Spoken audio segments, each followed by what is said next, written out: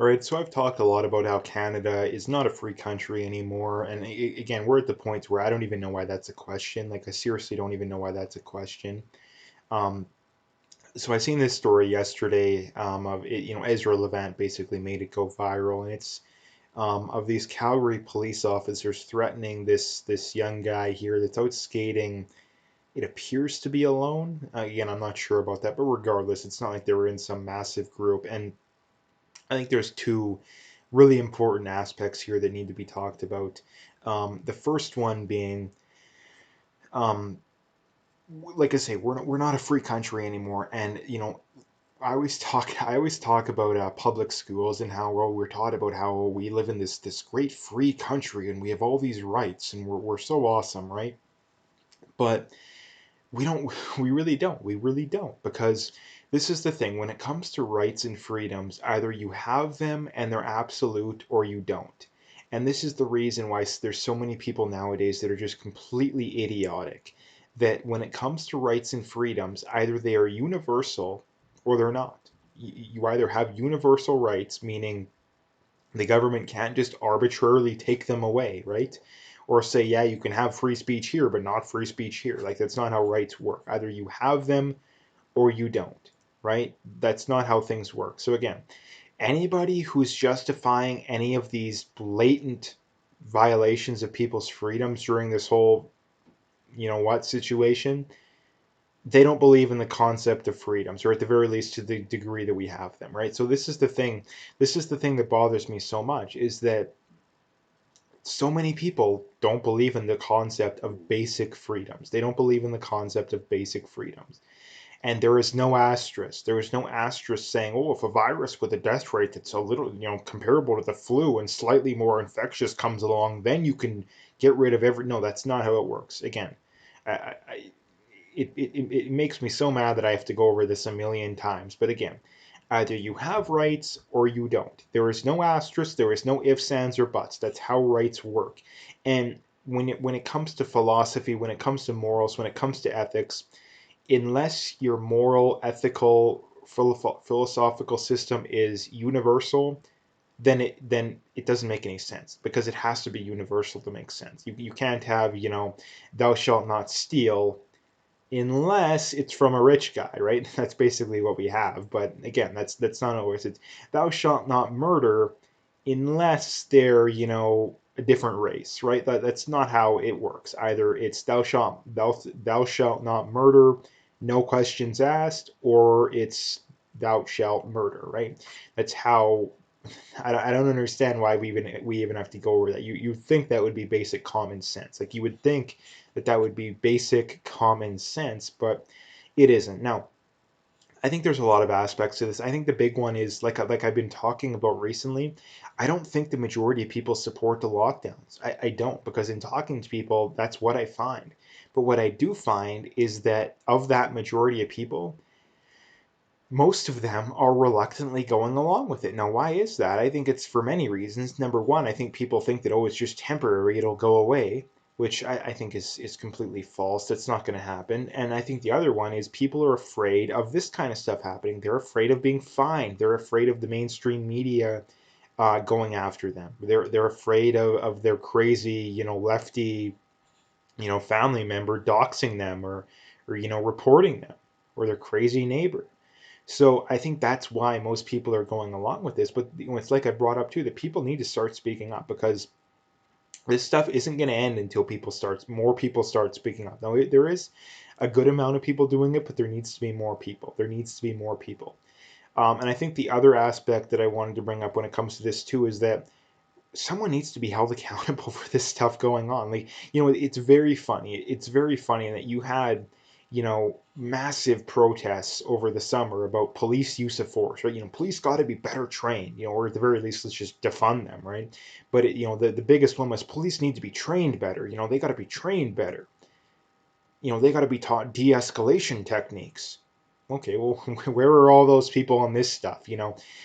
Someone is skating, at a park on their own, and your first instinct is tase, let me arrest you or I'm going to tase you. Like, come on. Like, this is absolute insanity. And again, like the mental gymnastics of these people, it really knows no bounds. It really knows no bounds. The mental gymnastics of the people justifying the lockdowns, and especially when you account for the BLM protest thing, like it's absolute insanity that's going on out there these days. And, it's like I say too, it is very, annoying and boring having to deal with this kind of stuff because it's just more of the same. Like, I can predict what's going to happen when it comes to this kind of stuff. Like a month, 2 months down the road, the government's just going to continue to be tyrannical.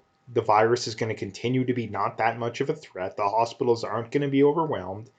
The vaccine probably isn't going to do anything. They're just going to keep doubling down until they can't double down anymore. At the very least, keep doing the same. The solution, at least when it comes to the government, this entire time has been more of the same. So what makes you think that they're going to start to just change course all of a sudden? Jason Kenney, oh yeah, we're wrong to close small businesses, and like a week or two later, he closes a bunch of small businesses. Like, I don't understand why it's so hard for people to figure this out. Like, it's so obvious it's not even funny. It's so obvious it's not even funny what the government's going to keep doing here. And like I say, the only thing that's going to change it is enough people waking up to it. That's the only thing that's going to change it.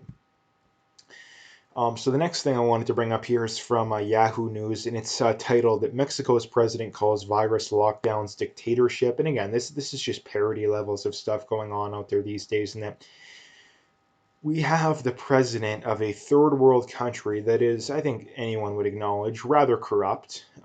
Maybe not the most corrupt in the world, but pretty corrupt. That is mocking us, mocking our lockdowns. Like, we live in a parody world these days. We live in a parody world. Like, the only thing that would be more of a parody would be literally like Kim Jong Un mocking us. Like, that would be the only thing that would be more of a parody here than this kind of stuff. There's no justification for the lockdowns whatsoever. The only justification they have, I mean, the reality is, I guess a better way of putting it is, they are a bunch of authoritarians who are power hungry, who see this as an opportunity. It is the classic never let a good crisis go to waste scenario here. That can explain this entire situation. Never let a good crisis go to waste. Um, so again, it's just incredibly funny to see stuff like this because, like I say, like they're a third world country that's rather corrupt, and they're mocking us. Like, they're mocking us. So again, like I said, the only thing that could be more crazy is literally like North Korea mocking us. Like, I don't understand. Like, this is the thing too, that the problem being is that the reason why I always say I don't understand is that the reason why it's so hard for the average person is that they don't realize just how much of an echo chamber they live in. Like, they watch the news and they think that they're informed, right? You watch the news, but the news is the news makes Infowars look like child's play, like literally. They're like borderline cult levels of echo chambers.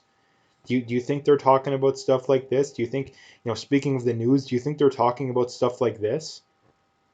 The news is still talking about how hospitals are going to be overwhelmed, and yet you see stuff like this from Yin and Weiss here. According to the National Health Foundation data, LA County ICU capacity baseline rate is 90%, rising to 98 in flu season. How does it make sense to close down businesses at 85% occupancy when 90% is the baseline? This is the year of total madness. Again, like they have less people in hospital than they normally have this time around. They have less people than they normally have this time. And this is, again, one of the biggest cities in the world, right? This isn't some tiny city. This is one of the biggest cities in the world. In fact, LA County, I think maybe metro area, I would be very surprised if it's not the biggest area in the States, because I don't think the New York metro would be as big as LA. At least if I was guessing. I'm not 100% sure about that. But anyway, again, so like, why are we still having to go over this? We are whatever 9, 10 months into this, and they've been warning this entire time the hospitals are going to be overwhelmed, and they never have been, never, not at any point. And the other thing too is that even if you do want to say that they are, the government has had more than enough time to increase the capacity. Tell me how 6, 7, 8 months isn't enough time to increase the capacity by 10 or 20%. Like, how can you not increase the capacity? Like, the government of Alberta has north of a $20 billion healthcare budget, and you can't increase the capacity a little bit? Like, come on. It's absolute insanity that's going on out there these days. Number one, the hospitals are not overwhelmed. And even if you want to say they are in some fringe, 1% of areas, just increase the capacity. Why is it so confusing? Or, go to other areas as well. Like, again, I don't understand why it has to be so confusing. And again, we never do this for anything else. Like, you know, ICU capacity goes up to 98% during bad flu years. Why have we never talked about shutting down society for bad flu years, let alone thought about it? Like, again, like the double standards here really knows no bounds.